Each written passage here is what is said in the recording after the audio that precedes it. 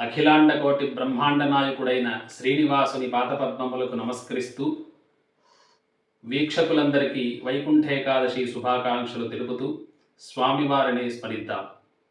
వినా వెంకటేశం ననాథో ననాథః సదా వెంకటేశం స్మరామి స్మరామి. హరే వెంకటేశ ప్రసీద ప్రసీద ప్రియం వెంకటేశ ప్రయచ్ఛ ప్రయచ్ఛ. ధనుర్మాసమునందు వచ్చేటువంటి ఏకాదశినే వైకుంఠేకాదశిగాను, మరియు బ్రహ్మతో పాటు ముక్కోటి దేవతలు ఈ పర్వదినాన స్వామివారిని దర్శించుకోవడం ద్వారా ఈ వైకుంఠేకాదశిని ముక్కోటి ఏకాదశిగా కూడా పిలువబడుతోంది. అలాగే ఈ పర్వదినాన వైకుంఠ ద్వారాలు తెరుచుకుంటాయని శాస్త్రవచనం. కావున బ్రహ్మ మరియు ముక్కోటి దేవతలందరూ ధనుర్మాస ఏకాదశి పర్వదిన ప్రాతకాలమునందు వైకుంఠ ద్వారము నుండి స్వామివారిని దర్శించుకున్నారు.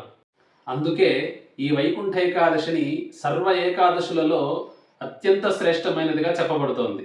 కాబట్టి మనమందరము కూడా ఈ వైకుంఠ ఏకాదశి రోజున విష్ణువాలయాలలో ఉత్తర ద్వారము గుండా స్వామివారిని దర్శించుకుని ఆ దేవదేవుని స్మరిస్తూ మోక్షాన్ని పొందుదాం. నమస్కారం.